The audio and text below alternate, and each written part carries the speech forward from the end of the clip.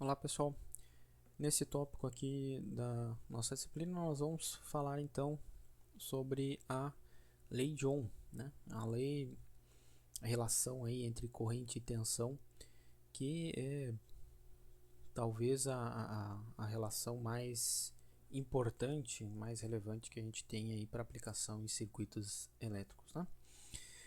Bem, a lei de Ohm ela está associada, né, a um princípio de que um efeito ou um, um, um efeito ele precisa de uma causa, né?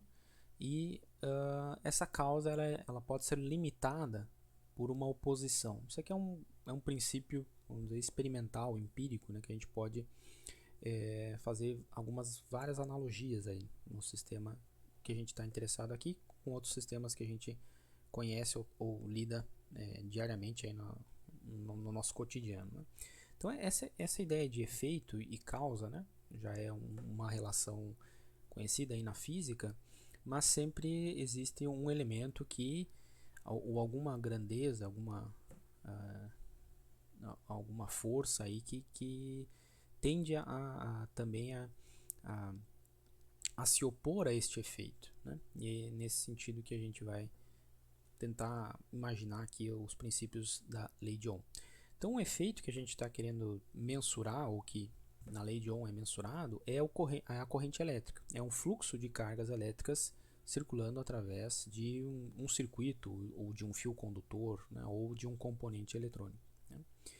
A causa dessa corrente elétrica, conforme a gente discutiu aí nos tópicos sobre corrente e diferença de potencial ou tensão elétrica, a causa que vai produzir um movimento das cargas, fazer com que as cargas elétricas que estão lá no seu estado de equilíbrio queiram, né, naturalmente se movimentar, ganhar uma velocidade, se movimentar, portanto estabelecer um fluxo de cargas e uma corrente elétrica, é a então a causa disso é a existência de um potencial elétrico, ou melhor dizendo, né, seria melhor definido ainda, a gente nos referimos a esta causa da corrente como uma diferença de potencial elétrico entre dois pontos quaisquer, né, entre os dois terminais do elemento do fio condutor que nós estamos mensurando a corrente, que é o efeito, né, que a gente está querendo quantizar, né? Não basta a gente ter um potencial elétrico relativo a um ponto, mas não existir diferença de potencial elétrico entre dois terminais, e aí os dois terminais estão na mesma diferença sobre o mesmo potencial, ou diferença de potencial nula. Essa causa aí, ela não vai, o efeito dela vai ser nulo também, né? Então, ou seja, uma corrente nula. Então é necessário ter uma diferença de potencial entre dois terminais. E a oposição, ou que se opõe a esse movimento das cargas, esse fluxo de cargas, é o que a gente vai definir de resistência do caminho ou do componente, do circuito. A resistência, certo? Nós vamos falar no tópico mais específico ainda sobre as propriedades da resistência, tipos de resistência, etc. Mas por enquanto vamos apenas utilizar como um conceito de oposição da corrente elétrica, né? Então a resistência do caminho, que a gente pode imaginar que a corrente vai circular, né, tender a circular, ela se refere a uma oposição, né? É um fator que vai se opor ao fluxo de cargas, portanto, a corrente elétrica, certo? E então essa relação, a gente tem o efeito é a corrente, a causa é o potencial elétrico, ou a diferença de potencial elétrico, a oposição à resistência, né? Foi formulado aí por George Simon Ohm, né, a relação da sua lei de Ohm, que leva em homenagem a esse físico alemão, se eu não estou enganado, né, que é a famosa lei de Ohm. Uma forma de nós escrevermos a lei de Ohm é a relação, como está aqui, né, nesse princípio, o efeito é o fluxo de cargas, ou seja, a corrente I, nós vamos utilizar o símbolo I, né, para nos referirmos à corrente. A causa é o potencial elétrico, por exemplo, nós podemos utilizar o potencial elétrico de fontes, uma bateria de tensão, uma bateria de corrente contínua, utilizar o símbolo E para nos referirmos ao potencial fornecido por uma bateria, e R, então, o símbolo que a gente vai utilizar para nos referimos à resistência do caminho ou à resistência elétrica, que ainda nós vamos definir mais a fundo posteriormente.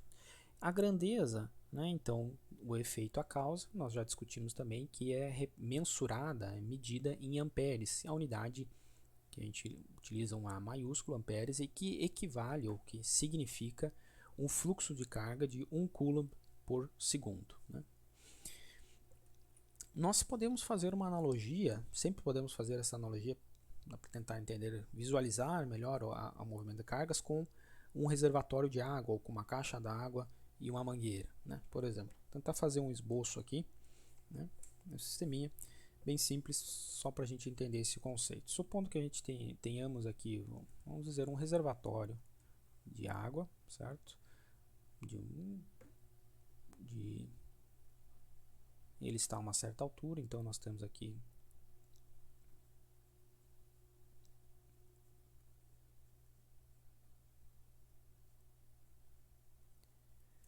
o reservatório e temos uma saída desse reservatório.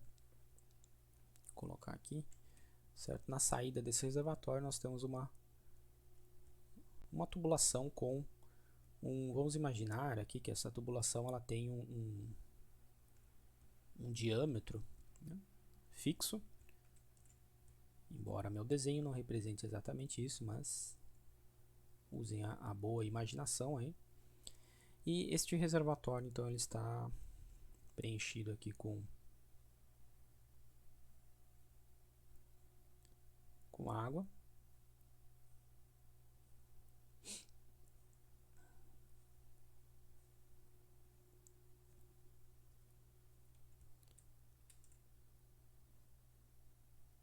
De forma que se essa tubulação aqui de saída do meu reservatório, ela pode, inicialmente ela poderia estar tampada aqui, né?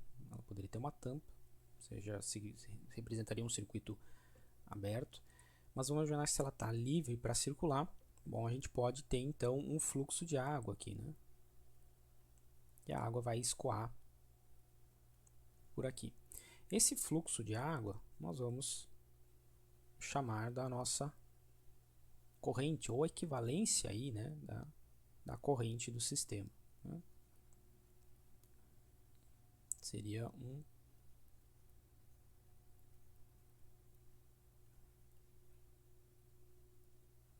o equivalente aí, né, ao fluxo de água. O que então esse aqui é o efeito, né, pelaquela relação. O efeito é que vai ter um fluxo aqui, uma vazão de água de alguns centímetros cúbicos por segundo, né? Então este é o efeito do sistema. O que causa este efeito, né? Qual é a causa desse efeito? Para que ocorra essa vazão de água, é necessário haver o que a gente chama aqui na hidrostática de pressão, né? Tem que haver pressão dessa água aqui, ou uma pressão hidrostática. A pressão hidrostática, nós bem sabemos que ela, em qualquer líquido, ela existe se a gente tiver uma altura ou uma coluna de líquido, certo? Uma altura H. Aqui dentro do próprio reservatório já existe uma diferença de pressão, né, entre este ponto aqui de cima e esse ponto aqui de baixo. Essa altura de coluna de líquido proporciona. Aonde que está a maior pressão hidrostática? Aqui, né, em relação a este ponto aqui, eu tenho uma pequena película aqui, uma pequena camada de água, e lá embaixo a gente tem uma coluna maior, com altura H em relação. Então a diferença de potencial é dada por essa altura aqui. Se eu estou medindo o fluxo de água aqui embaixo, neste ponto, certo? Então agora a minha altura total, minha diferença de potencial total soma toda esta altura aqui, né? Basicamente. Vou apresentar em outra cor aqui, né? Então toda esta altura aqui, basicamente ela representa aqui a altura H que está atrelada à diferença de potencial. Essa seria a causa, né, de haver um fluxo de água. Se toda a água estiver no mesmo nível, a água não vai escoar por aqui, né, pela tubulação. Vamos dizer, se eu tivesse apenas a tubulação exatamente ao mesmo nível de toda a lâmina de água. Sem pressão hidrostática, essa água não seria empurrada para fluir por aqui, né? E o que se opõe a essa vazão de água, a esse fluxo, né? A gente pode considerar vários pontos. Né? O que se opõe aqui é, por exemplo, um dos pontos que define a oposição desse sistema é qual que é a dimensão desta tubulação. A gente, né, intuitivamente, nós podemos pensar que, bom, se eu pegar uma tubulação com um raio, um diâmetro muito pequeno, muito estreito, a água que vai passar por aqui, ela vai ter um fluxo menor. Pode sair um filete de água, um fio de água aqui muito pequeno, mesmo tendo essa pressão hidrostática por essa altura H. Se eu tiver uma tubulação um diâmetro muito pequeno, né, uma tubulação bem de espessura bem fina, né, isso dificulta a passagem de água. Então uma oposição desse sistema, certo?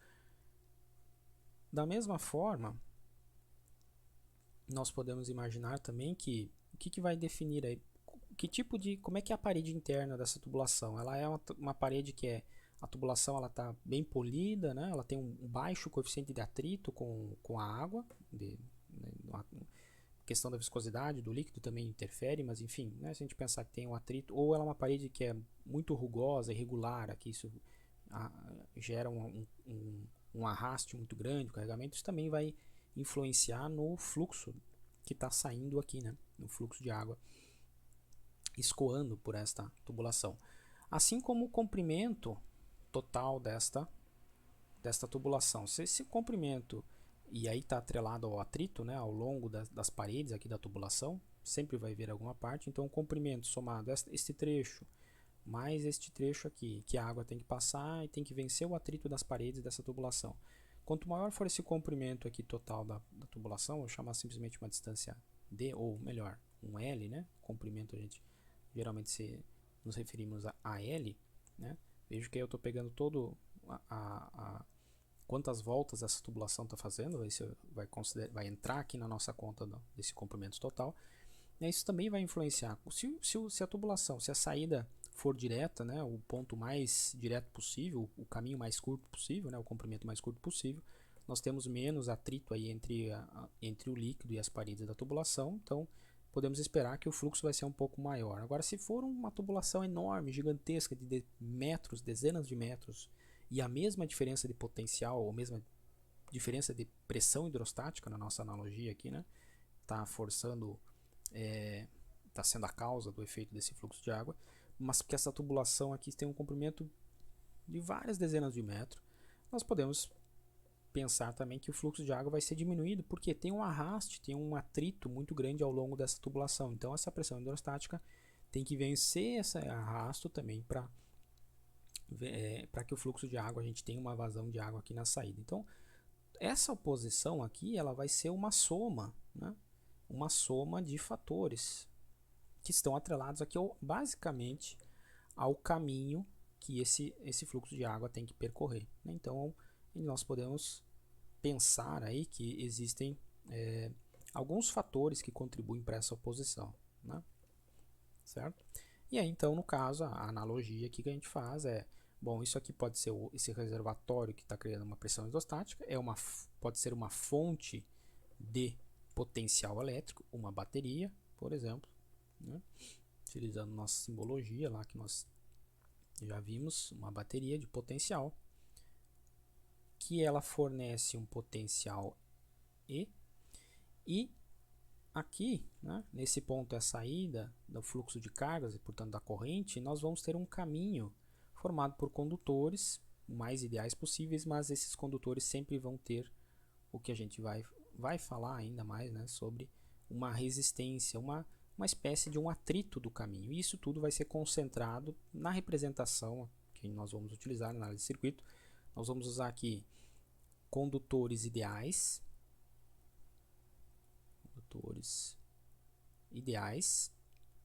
imaginando que esses condutores aqui são fios condutores, fio de cobre, né, ou de alumínio, enfim, que está sendo utilizado no circuito, e que ele é ideal, ele permite a livre passagem do fluxo de cargas. Trazendo aqui para a nossa analogia do sistema hidráulico, é imaginar que essa tubulação aqui, ela tem um coeficiente de atrito e de arrasto zero com a água, certo? Mas em algum alguma parte aqui nós vamos colocar um elemento equivalente como uma válvula, né, que vai representar o efeito concentrado de toda este arraste, esse atrito, ele vai estar concentrado num elemento que nós vamos representar aqui no nosso sistema. Assim como no circuito elétrico ou no caminho elétrico, nós também vamos representar a soma de todos os fatores que se opõem à corrente aqui por este caminho, né?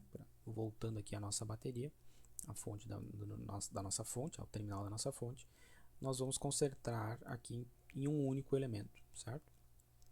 Uma resistência que a gente vai falar mais sobre os tipos e propriedades aí que a gente tem em um tópico seguinte, beleza?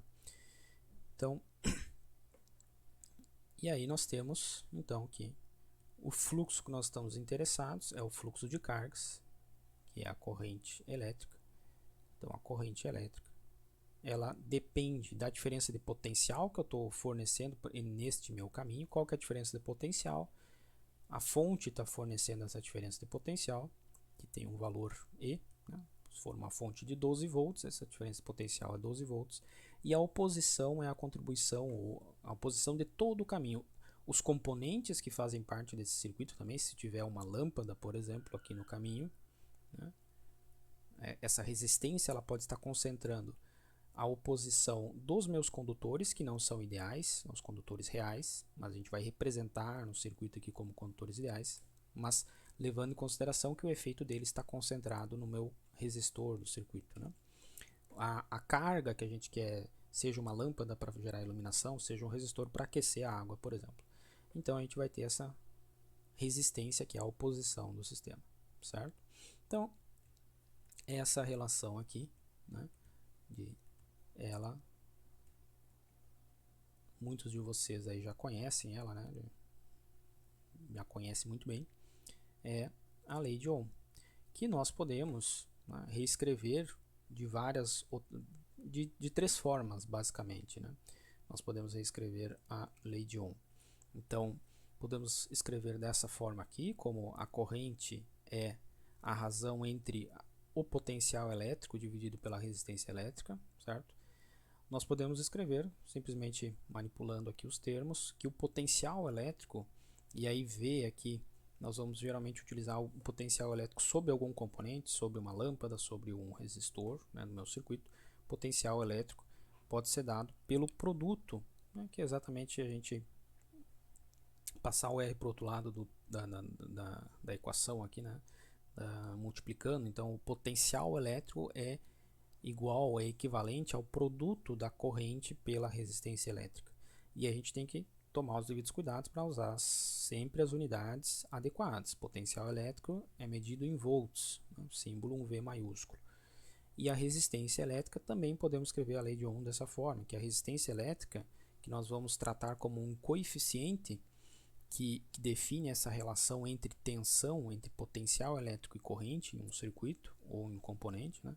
Nós podemos ver que a resistência ela vai ser, nós vamos abordar ela como um coeficiente que dá essa proporção, certo? Nós também podemos escrever a lei de Ohm dessa forma aqui, que é esse coeficiente R, resistência elétrica, é igual à razão entre o potencial elétrico dividido pela corrente. E ele vai ser medido, quantizado em ohms, que a gente utiliza um símbolo aqui, um ômega, a letra grega ômega, certo? Então o símbolo E para o potencial, normalmente a gente vai ou está associado em algumas representações, não é necessariamente obrigatório essa convenção, mas geralmente a gente utiliza um E para diferenciar que esse é o potencial de uma fonte, de uma bateria, né, ou uma fonte independente. O E aqui está associado a uma força eletromotriz, uma reação química ou ao princípio de indução de um gerador, né? Então ele está produzindo, ele é uma fonte de diferença de potencial, certo? E o símbolo V é um potencial, então, para indicar uma queda de tensão em algum componente do circuito, seja num resistor, né? Basicamente, aqui no início da disciplina de circuitos 1, nós vamos utilizar apenas, né, analisar apenas circuitos resistivos, mas depois, quando tivermos em corrente alternada, né, ou em transitórios, vamos analisar também sobre os elementos capacitivos e indutivos, né? E aí depois em eletrônica, dispositivos eletrônicos vão também determinar aquela tensão em em chaves, transistores, diodos, né, componentes eletrônicos, aí, várias outras áreas, né? Então o V ele vai ser a nossa símbolo principal aí para nos referirmos à queda de tensão em componentes do circuito. Tá? Vamos falar um pouquinho aqui, dar um pouquinho de crédito, um pouquinho não, né? Todo o crédito possível para essa figura aqui importantíssima da nossa, principalmente da nossa área, do nosso curso, né? Que é o George Simon Ohm, né? Então, alemão, nascido em 1789 e que viveu até 1854. Físico e matemático, professor de física, ele foi a carreira dele na Universidade de Cologne. Não sei se é essa a pronúncia correta, né? Mas o George Ohm, então, é o grande responsável aí por uma contribuição importantíssima aí da que nós utilizamos aí, a base, o fundamento, né, principal aí para a nossa área de estudo, né, de formação. Então aqui um breve relato. Em 1827, George Ohm desenvolveu uma das mais importantes leis relativas a circuitos elétricos, a Lei de Ohm. Quando publicou seus resultados pela primeira vez, Ohm apresentou uma documentação que foi considerada incompleta e incoerente, o que fez com que perdesse seu emprego de professor. Olha só que situação que ele passou. Passando a ganhar a vida realizando as mais diferentes tarefas, além de dar algumas aulas particulares. Então veja só que quando ele publicou suas primeiras conclusões sobre essa, vejam só, o nascimento das aplicações da eletricidade, descoberta da eletricidade, potencial, assim, descoberta, já se conhecia cargas elétricas, fenômeno elétrico de atração e repulsão era conhecido, né?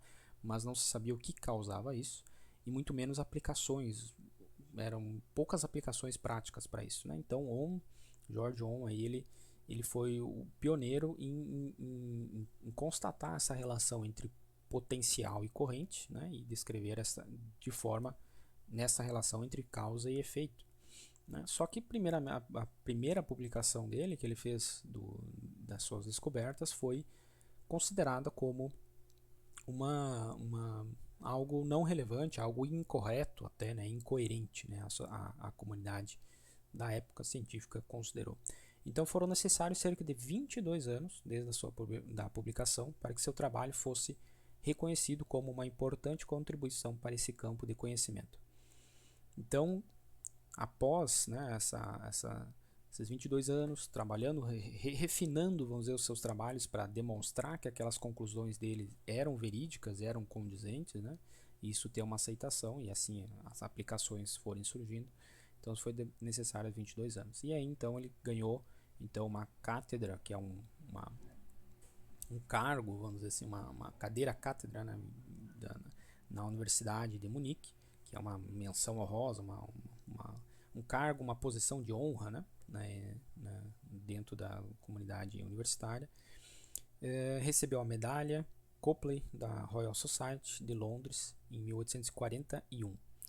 E suas pesquisas também se estenderam nas áreas de física molecular, acústica e comunicação telegráfica. Então, na época, uma das principais aplicações aí que estavam surgindo na cena, né, a comunicação à distância, comunicação telegráfica. Então, né, que até então a comunicação tinha que ser feita de forma física, através de mensagens ou cartas, ou outros meios físicos, mas enfim, estava se começando aí a forma de propagação de informações de forma bem mais rápida a longas distâncias, certo? Então, para qualquer resistor em qualquer rede, quando a gente usar o termo rede, entenda um circuito elétrico, podemos usar o termo circuito elétrico ou rede elétrica, né, são equivalentes. A direção da corrente através de um resistor definirá a polaridade da queda de tensão nos terminais do resistor. Então isso aqui é extremamente importante vocês lembrarem e associarem muito bem isso aqui, pessoal, tá? O que isso significa? Em um elemento resistivo, um resistor, certo? Um símbolo de um resistor, ao longo de todo o componente resistivo, o caminho que tem resistência, o caminho da rede ou do circuito elétrico que tem resistência, sempre que nós tivermos um fluxo de correntes, vejam só, o que é a carga, que é o fluxo de correntes, o fluxo de cargas, ou a corrente elétrica, é o fenômeno que está ocorrendo. A consequência desse fluxo de cargas aqui, né, ou o efeito, melhor dizendo, é uma consequência da diferença de potencial que existem aplicadas sobre esse elemento. Só que nós também dizemos que essa corrente, né, que é o efeito causado, gerado aqui, ela produz também uma queda de potencial. A queda de potencial nós sempre medimos aqui em relação ao potencial maior. Nós utilizamos o símbolo do positivo para nos referirmos ao maior potencial em relação ao potencial menor. Então, o que é, resumindo, né, sendo bem direto aqui, num elemento resistivo, nós sempre teremos que a corrente ela flui na direção e sentido, indo do maior potencial para o menor potencial, certo? Esses são os valores absolutos de potenciais. Então, sempre no resistor nós só podemos ter uma queda de potencial, nunca uma elevação de potencial na direção e sentido da corrente real, corrente positiva, certo? Lembrem que aqui a gente está utilizando a convenção de corrente positiva, ou seja, a corrente equivalente de cargas positivas se deslocando nesse sentido aqui. Okay? Se nós tivermos então no outro sentido, a corrente se deslocando nesse sentido, o potencial ou a queda de tensão sobre o resistor vai ser do lado aqui onde a corrente está entrando por este terminal, né? Então a gente define ali como um potencial positivo e aqui como um potencial negativo, indicando que a queda de potencial, aqui temos um potencial mais alto e o resistor ele está criando, vamos dizer assim, uma queda de potencial neste circuito, certo? E aí novamente, né, trazendo para aquela analogia do sistema hidráulico, do reservatório de água, né, de líquido, o caminho, certo, que é que vai representar a oposição desse sistema ao fluxo de cargas, né, o que ele está produzindo, qual que é o que está acontecendo com a pressão, né, hidrostática aqui ao longo desse caminho. A pressão hidrostática ela está sofrendo uma queda. Se eu tenho fluxo de água aqui, o efeito do fluxo de água saindo por aqui, ao longo do meu caminho, que seria a resistência do meu sistema, nós está ocorrendo uma queda de pressão. Então, a pressão hidrostática que nós temos aqui no início da vazão do sistema é uma pressão aqui ou aqui, né, se nós considerarmos o ponto mais alto possível ainda. Então, a pressão total aqui neste ponto, nós deveríamos considerar aqui neste ponto, né, que é onde a água está escoando. Então, ela é muito maior do que aqui neste ponto, né? Então, ao longo do caminho, se nós pegarmos um caminho intermediário, aqui neste ponto, bom, este ponto aqui em relação ao ponto de maior coluna lá, certo? A pressão aqui, a diferença de pressão, ela diminuiu, né, em relação a todo o potencial que existia lá no ponto mais alto do líquido. Aqui nós temos o maior potencial de movimento dessa água, enquanto que aqui nos caminhos intermediários ela vai diminuindo este potencial hidrostático.